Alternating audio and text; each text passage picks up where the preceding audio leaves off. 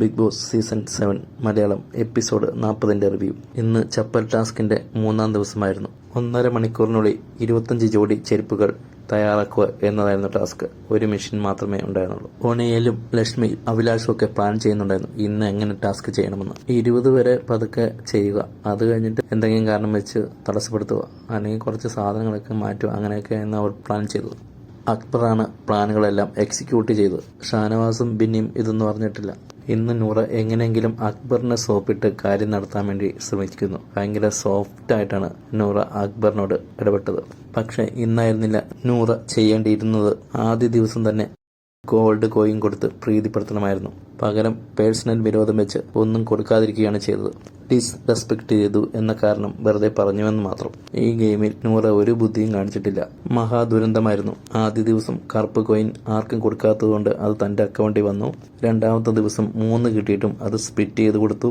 3-ാം ദിവസമാകട്ടെ ഒരു black കോയിനും big boss കൊടുത്തില്ല. തന്മൂലം അഭിലാഷ് 2ഉം നൂറയ്ക്ക് 2ഉം അക്ബറിന് 1 എന്ന രീതിയിൽ ആയിപ്പോയി. അത് പിന്നീട് പണി കിട്ടുകയും ചെയ്തു. ഇന്ന് അക്ബറിന്റെ എല്ലാ ഡിമാൻഡുകളും നൂറ അംഗീകരിച്ചു. പണി കഴിയുമ്പോൾ കഴിഞ്ഞ ദിവസം കിട്ടാത്ത കോയിൻ വരെ തരികയും ജോലിക്കാർക്ക് ഏതൊക്കെ പണികളാണ് കൊടുക്കേണ്ടത്, എന്തൊക്കെ ചെയ്യിക്കണമെന്ന് തീരുമാനിക്കുന്നത് താൻ തന്നെയായിരിക്കണമെന്നും ജിഷിൻ തങ്ങളോട് റെസ്പെക്റ്റ് ആയിട്ട് പെരുമാറണമെന്നും ജിഷിനും നൂറയൊന്നും ആവശ്യമില്ലാതെ ഒരു കാര്യങ്ങളിലും ഇടപെടരുതെന്നും എല്ലാം നൂറ ഓക്കെ പറഞ്ഞു.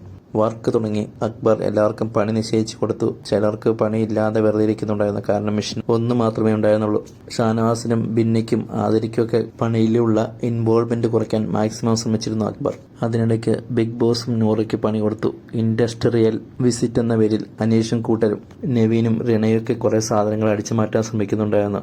ലക്ഷ്മിയൊക്കെ കുറെ സാധനങ്ങൾ അവർക്ക് എടുത്തു കൊടുക്കാൻ സപ്പോർട്ട് ചെയ്യുകയും ചെയ്യുന്നുണ്ടായിരുന്നു. കടത്താൻ ശ്രമിച്ച കുറച്ച് സാധനങ്ങൾ നൂറയും ജിഷിനും ഒക്കെ തിരിച്ചു പിടിച്ചു. ഉണ്ടാക്കി വെച്ച 5 ചെരുപ്പുകളും കാണാനില്ലായിരുന്നു. വിസിറ്റിന് വന്നവർ പോയി കഴിഞ്ഞപ്പോൾ നൂറ പെട്ടെന്ന് ചെയ്യാൻ പറഞ്ഞു. കഴിഞ്ഞ ദിവസങ്ങളിലെ പോലെയല്ല, അക്ബറിനോടൊക്കെ നല്ല മര്യാദയോടെയാണ് പെരുമാറിയത്. അക്ബറിനെ ശല്യപ്പെടുത്താൻ ജിഷിനെയും അനുവദിച്ചില്ല നൂറ.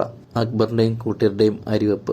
അവസാനം ബെല്ലടിച്ചപ്പോഴത്തേക്കും 18 ചപ്പലുകൾ പൂർത്തീകരിക്കാനേ അവർക്ക് സാധിച്ചുള്ളൂ. ടാസ്ക് കഴിഞ്ഞപ്പോഴേക്കും നൂറയുടെ സ്വഭാവം മാറി.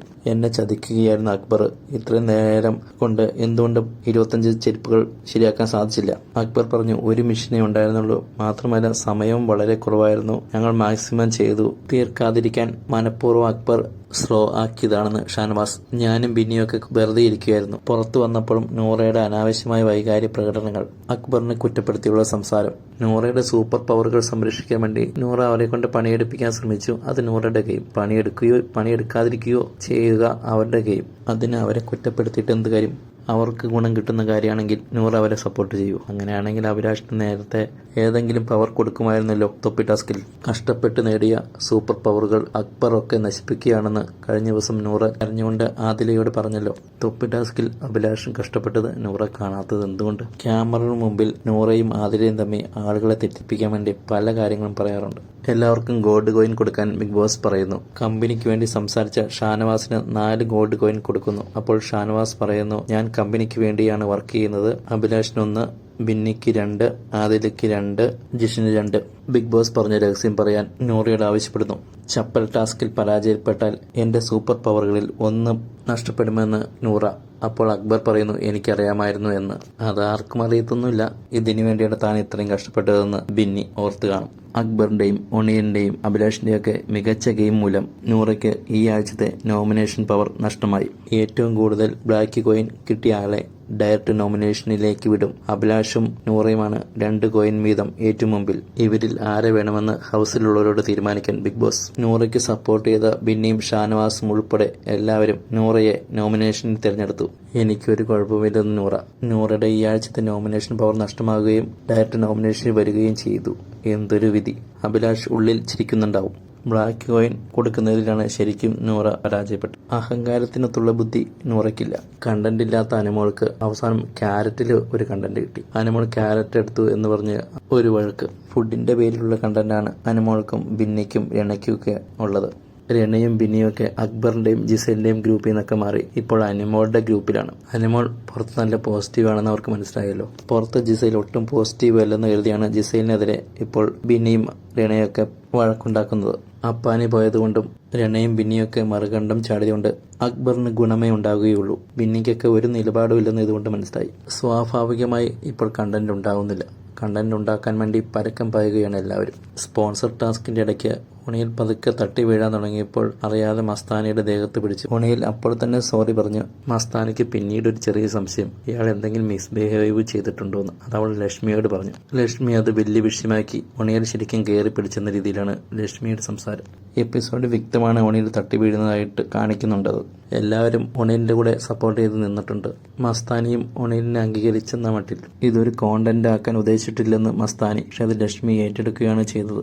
ഇത് ടെലികാസ്റ്റ് ചെയ്യരുതെന്ന് ബിഗ് ബോസിനോട് മസ്താനി, പക്ഷെ ബിഗ് ബോസ് ചതിച്ചു, ടെലികാസ്റ്റ് ചെയ്തു. എപ്പിസോഡിൽ വന്നു. അനീഷും ആര്യനും തമ്മിലുള്ള വഴക്കുണ്ടായിരുന്നു. അനീഷിനെ ക്നാപ്പൻ എന്ന് ആര്യൻ വിളിച്ചപ്പോൾ അതിനെതിരെ വീട്ടിൽ പോയി പറഞ്ഞാൽ മതിയെന്ന് അനീഷ്, തിരിച്ച് പിതാശ്രീയോട് പറഞ്ഞാൽ മതി എന്നുള്ള രീതിയിലുള്ള ആര്യന്റെ സംസാരം. വീഡിയോ ഇഷ്ടമായെങ്കിൽ സബ്സ്ക്രൈബും ലൈക്കും ഷെയറും ചെയ്യണേ. നിങ്ങൾക്ക് ഇഷ്ടപ്പെട്ട മത്സരാർത്ഥികൾ ആരൊക്കെയാണെന്ന് പറയാമോ? നൂതിന ചപ്പലിനെ പറ്റിയുള്ള ഒരു പരസ്യം അവതരിപ്പിച്ചിട്ടുണ്ടായിരുന്നു. വളരെ ക്രിഞ്ചായിട്ടുള്ള ഒരു പരസ്യം. എന്തൊരു ഓവർ ആക്ടിങ് ആയിരുന്നു.